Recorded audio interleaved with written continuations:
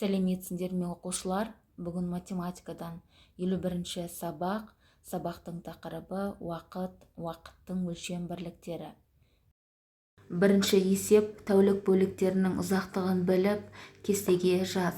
Таңертеңгі уақыт сағат 6:00 сағат 12:00-ге дейін. Күндізгі уақыт сағат 12:00 сағат 18:00-ге дейін.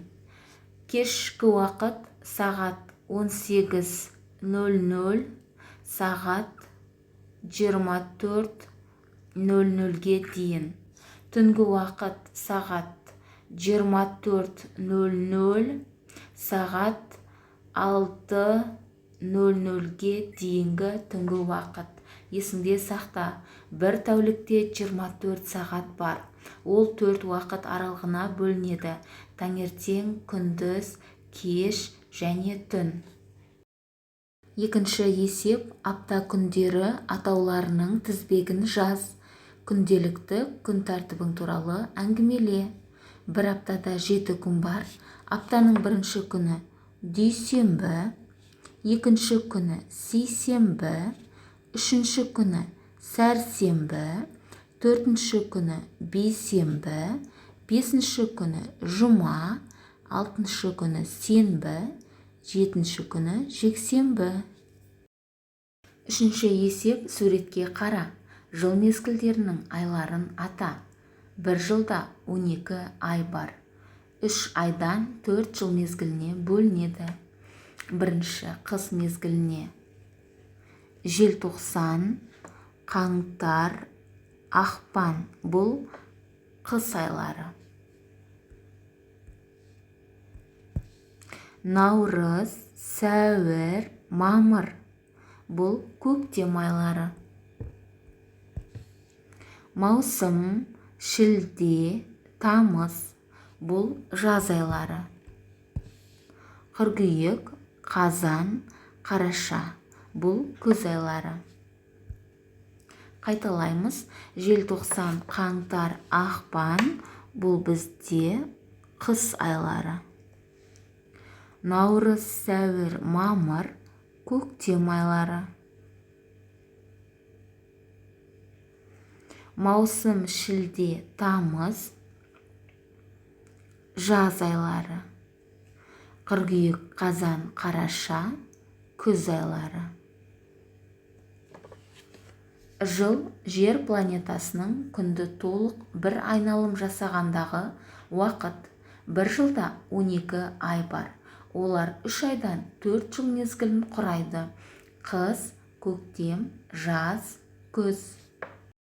Екінші есеп: әр айда неше күн бар екенін ата және есіңде сақта.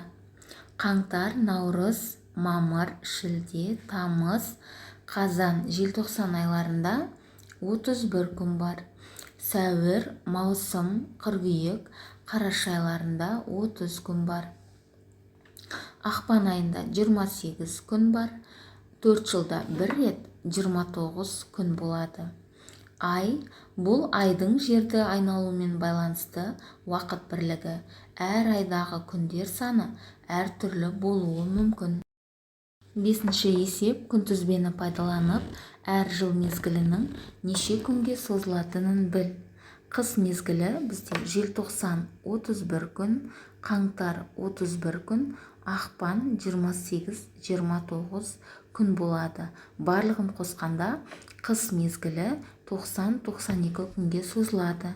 Келесі: көктем айлары: наурыз 31 күн, сәуір 30 күн, мамыр 31 күн. Барлығын қосқанда көктем мезгілі 92 күнге созылады. Келесі: жаз айлары: маусым 30 күн, шілде 31 күн, тамыз 31 күн. Барлығы жаз мезгілі 92 күнге созылады. Күз айлары: қыркүйек 30 күн, қазан 31, қараша 30 күн. Барлығын қосқанда күз мезгілі 91 күнге созылады. Алтыншы есеп: қай айда және қай күні атап өтіледі? Қазақстанның тәуелсіздік күні 16 желтоқсанда, білім күні 1 қыркүйекте, наурыз мерекесі 22 наурызда атап өтіледі. Екінші есеп амалдарды орында. 34 пен 66-ның қосындысының мәнін баған түрінде есептейміз. 4 бірлікке 6 бірлікті қосқанда 10 болады. 0 бірлігін жазамын, 1 ондығын ойда сақтаймын. 3 ондыққа 6 ондық 9, ойдағымен 10 болады. Қосындының мәні 100-ге тең. Келесі 95-тен 27-ның айырмасын табамыз. 5 бірліктен 7 бірлікті азайта алмаймыз. 9 ондықтың 1 ондығын қарызға береміз. Ұмытып кетпес үшін 9 цифрының үстіне нүкте қоямын. 15-тен 7-ні азайтқанда 8 бірлік қалады. 9 ондықтың 1 ондығын қарызға бердім. 8 ондық қалды. 8-ден 2 ондықты азайтқанда 6 болады. Жауабы айырманың мәні 68-ге тең. Үшінші өрнек бізде 25 пен 0-дің қосындысынан 100 пен 75-дің айырмасын азайды. Бізде бірінші орындалатын амал қосу амалы, екінші азайту амалы, үшінші азайту амалы орындалады. 25-ке 0-ді қосқанда 5 бірлікке 0 бірлік 5 болады. 2 ондықтың өзі жазылады. 25 болды. Екінші амалды орындаймыз. 100-ден 75-ті азайтамыз. 0-ден 5-ті азайта алмаймын, сондықтан 1 жүздіктің 1 ондығын қарызға беремін. Ұмытып кетпес үшін 1 және 0 цифрының үстіне нүкте қоямын. 10-нан 5-ті азайтамын, 5 бірлік қалады. 1 жүздіктің 1 ондығын қарызға бердім, менде 9 ондық қалды. 9 ондықтан 7 ондықты азайтқанда 2 ондық қалады. Жауабы 25-ке тең. Енді шыққан нәтижелерді азайтамын. 25-тен 25-ті азайтқанда 0 болады. Айырманың мәні 0-ге тең. 8-ші есеп бос орынға тиісті санды қой. 12 ай 1 жылға тең. 1 тәулік ол бізде 1 күн. 1 күн 24 сағатқа тең. 2 апта тәулік бізде күн. 1 аптада 7 күн бар, демек 7 тәулік бар. 2 аптада 14 күн болады, 14 тәулік болады. 1 жылда 12 ай бар, 2 жылда 24 ай болады. 60 минут 1 сағатқа тең. 26 сағат ол 1 тәулік 2 сағатты білдіреді.